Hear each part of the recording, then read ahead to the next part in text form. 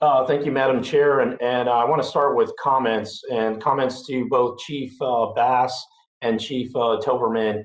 First off, congratulations, both of y'all are creating history, and it's very exciting. I also want to say I'm very disappointed that the Space Force decided to use Air Force ranks instead of Navy ranks, but that's a different story. I would love to connect with y'all when your schedule kind of allows to kind of talk a little further. Specifically, I want to talk to both of y'all right now or make comments on because y'all are both in terminal pay grades. And I think there's something very special about being in a terminal pay grade. Allows you a little bit more authority to talk about very real kind of discussions. And one of the things that concerns me is our country is very divided right now, divided more than ever. And I think for the longest time, that division was excluded from the military, and what worries me is right now we're talking about black airmen and brown airmen and gay airmen and straight airmen and Catholic airmen and Jewish airmen. We're not talking about just airmen.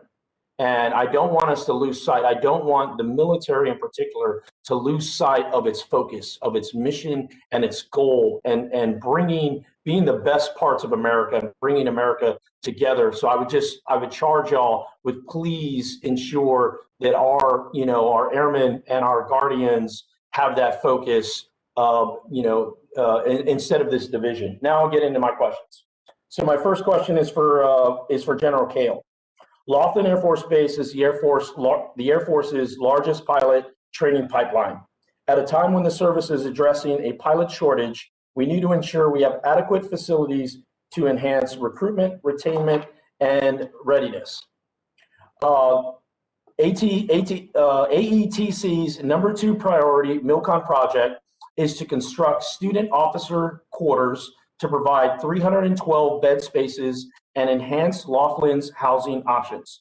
What is the status of this project? Okay. Well, right now, unfortunately, the budget has not been released, and that won't be released till 27 May. And I'm willing to come over to your staff and we can talk the specifics of that project and where it is. But I will say, we have a lot of MILCON requirements. And we're definitely trying to get after those things. And I appreciate your support for Laughlin and the facilities that we need there.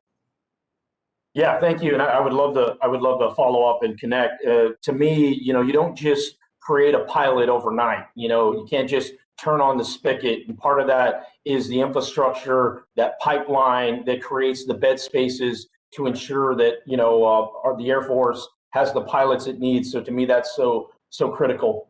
I have a follow-on question. Since 2016, Laughlin has had 80 events that required its training jets to be sheltered, including hail that has caused over $136 million in damages to T-1 Jayhawks. In 2023, the Air Force will begin delivering its new trainer, the T-7. Following its delivery to Randolph Air Force Base, Laughlin will be receiving its new T-7 trainer. Does the Air Force plan to construct weather shelters to protect these trainers? And I'm not talking sunshades, I'm talking actual weather shelters. Yeah, so I just had a sidebar with General Kale. So I don't recall, and we can get back to you on this, whether or not that was a requirement identified by AETC when we were doing the bed down. We asked the Major Command to identify all the infrastructure requirements, but as mentioned earlier, if we've noticed severe weather impacts, we can change those requirements. So we'll take that one for the record, Congressman, and get back to you to let you know if that is one of the things that was required as part of the MILCON.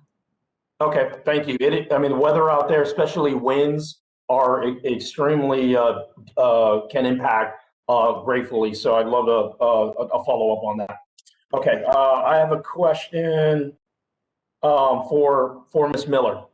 So in 2015, more than 130,000 acres near Laughlin Air Force Base were purchased by GH America, a subsidiary of a Chinese energy company owned by a former PLA general, to develop a wind farm. I am extremely concerned with the national security implications of this purchase, as well as its potential impacts to flight training. I introduced the Protecting Military Installations and Ranges Act to require a CFIUS review of certain foreign land purchases within 100 miles of military bases and within 50 miles of training and firing ranges. Ms. Miller, China has a track record of using foreign investment to expand their espionage capabilities. Does the Air Force have protocols in place to mitigate foreign espionage near bases in the United States? Yes, Congressman, and thanks for your support in that legislation. I think the trick is that we follow the CFIUS process. So we have two things. Number one, if we have an encroachment issue on our military installations, that goes through the OSD clearinghouse and the Air Force weighs in on, and that's usually a height-driven requirement, right? So those ones we can more easily control. There's a bit more challenge when it's a private landowner purchasing outside a military installation. We have no ability other than a condemnation from the Department of the Air Force to prohibit a private landowner from doing things outside of military installations. So what we do is we tee any concern that we receive from the community up through the Department of the Defense for a CFIUS analysis. So exactly what you mentioned is the current process, but there's no authority per se for the Air Force to stop an acquisition of private land outside of military installation other than those two methods, through the CFIUS identification, working with justice, and through the DoD encroachment through the OSD clearinghouse. Right. We share the concerns. We share the concerns. Okay, thank you. One question. It's for General Kale. Several weeks back, I visited Joint Base San Antonio, Lackland in particular. And, here in Texas, or there in Texas, there was a storm that caused quite a bit of damage. And one of the things on my visit was to view some of the damage throughout the installation. And there was one thing in particular.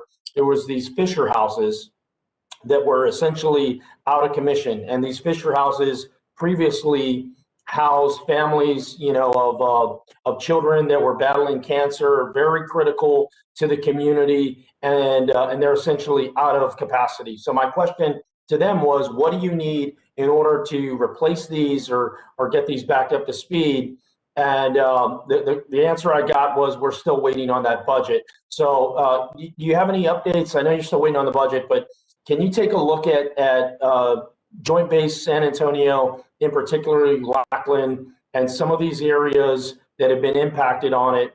The worry I have is the Fisher House is going to be the last thing to get replaced, right? We're going to replace all these other things, but it's so critical, right? It's so critical to the health and well-being of the family unit. Can you just speak to that briefly? Yes, I can. I'll just, in general, I'll speak. I was at Joint Base San Antonio, Lackland on April 30th and visited a lot of the facilities, in particular looking at dormitories. And Winter Storm Uri definitely had a huge impact on all the Joint Base San Antonio facilities there. As specific for the Fisher House, I don't have any details for you today, but I will personally take that and we'll get back to you and we'll find out, what the situation is and what we can do. That is a specialized type facility and it has different types of rules, but I definitely get an answer. And I don't know if Chief Bass would also like to comment on Joint Base Lackland too, because I know it's very near and dear to your heart. That's where our airmen are come from. Yes, sir. So Congressman, I love that you're focused on Joint Base Lackland, Joint Base San Antonio, because we have a lot of work to do there, especially within our dormitories. We focus a whole lot on our airmen and families. I'm always so very, thoughtful of our single airmen who are in those dormitories. And so we'll take that for record because I want to know the answer as well. Great, thank you for that. And Madam Chair, I yield back.